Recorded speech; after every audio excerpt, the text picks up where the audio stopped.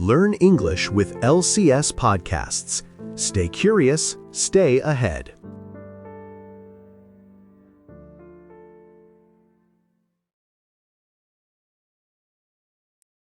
Hi, everyone.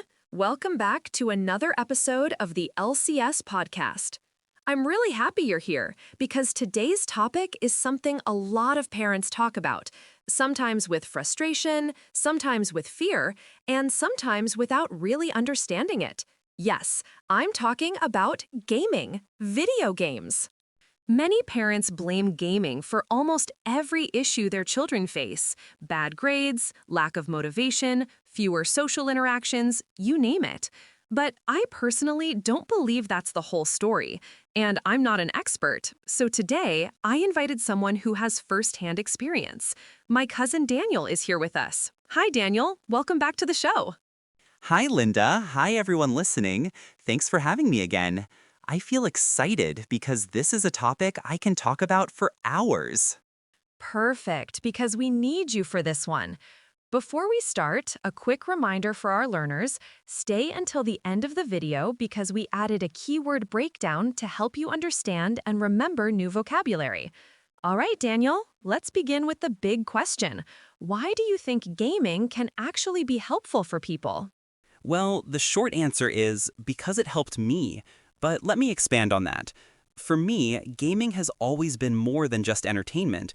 It has been almost like a form of mental therapy. When your mind feels messy or overwhelmed, gaming can give you a space to relax, focus, and escape from stressful situations, even if it's temporary. Interesting. Can you explain how it became therapeutic for you? Sure, when I was a kid, school wasn't a very welcoming place for me. I was bullied and I felt misunderstood by some teachers. They didn't see my strengths, they only pointed out what I couldn't do. So every day after school, I would feel exhausted, emotionally, not physically. Gaming was the one thing that helped me recharge. When I was playing, I felt in control. I felt capable. I felt happy, honestly. I'm really sorry you went through that. But let me ask you something that parents usually say. Don't you think spending more time with classmates and making real-life friends would have helped you more than gaming? I get why parents say that, but here's the truth. I tried. I tried really hard. But when you're not accepted, there's not much you can do. And here's the ironic part. I actually made many friends through gaming. Really? Tell us more.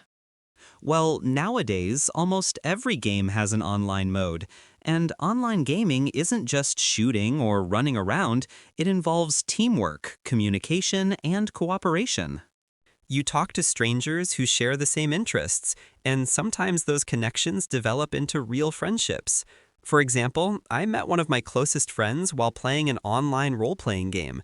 We worked together in the same team, and after months of playing, we moved our friendship outside the game. Now we talk almost every day, even about personal things. So gaming didn't isolate me, it actually expanded my social circle. That's amazing.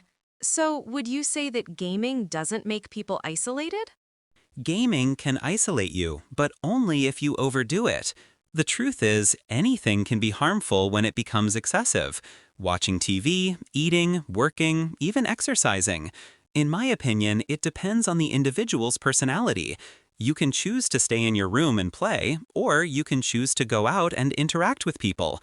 Gaming doesn't force you to isolate yourself. It just gives you another option for spending your time.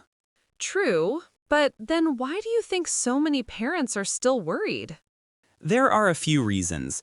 First, children often lack a sense of balance. They don't know how to manage their time yet, so they might play for too long. That naturally scares parents. Second, gaming is part of a new generation. Many parents simply don't understand it. From the outside, it looks like you're just sitting still, staring at a screen for hours. They can't see the communication, the teamwork, the strategy behind it. Third, there are a lot of rumors about violence in video games. Some parents think games automatically make their kids aggressive, but that's not proven. It depends on the child, not the game. So my advice to parents is this: check the age rating of the game. Talk to your kids.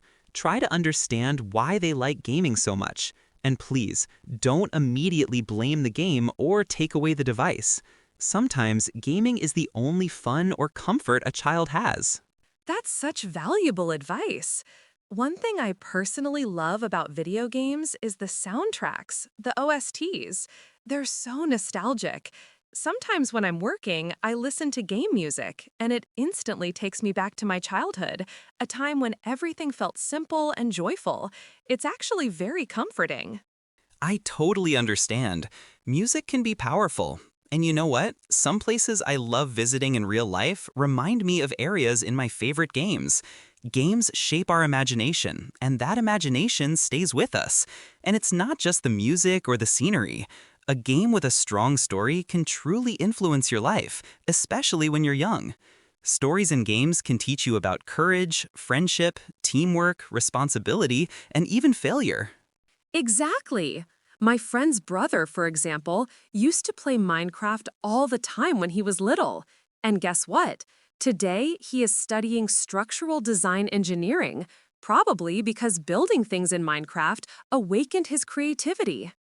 That's a perfect example. Games don't destroy creativity, sometimes they discover it. That boy must have had a creative mind, and the game helped him understand what he was passionate about. Before we end this, Daniel, do you have any final advice for our listeners? Yes, life is all about balance. Gaming is great. It can be relaxing, inspiring, social, and even educational, but you shouldn't drown in it. Enjoy the game, but also enjoy real-life activities. Keep your friendships alive, take care of your health, and manage your time wisely. If you do that, gaming becomes a positive part of your life instead of a problem. Thank you so much, Daniel. And thank you to everyone who listened to this episode. Now it's time for our keyword breakdown, so stay with us.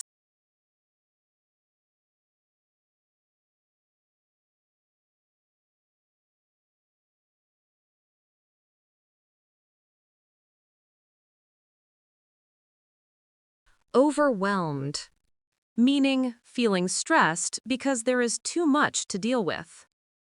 For example, she felt overwhelmed by all the homework she had to finish before Monday.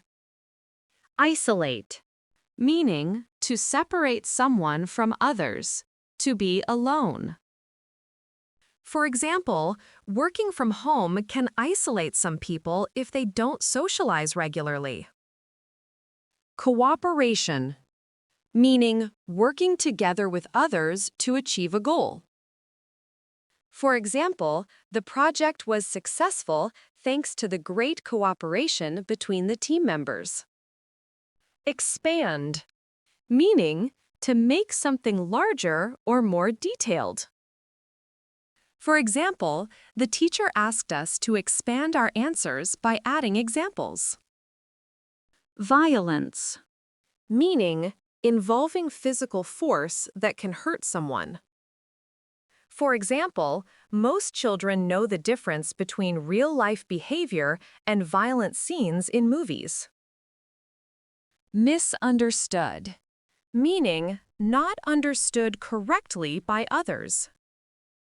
For example, he felt misunderstood because people didn't know how sensitive he really was.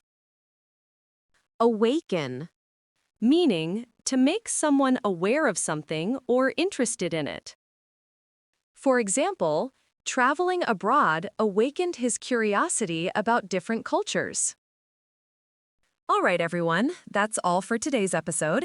Thank you so much for spending your time with us, and I really hope this conversation gave you a new perspective on gaming and how it affects our lives.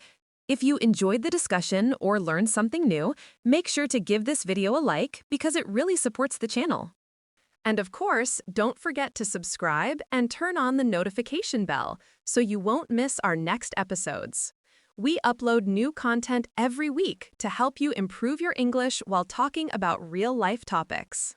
If you have any thoughts, experiences, or even stories about gaming, share them in the comments below. I'd love to read them and maybe talk about them in a future episode. Thank you again for being here.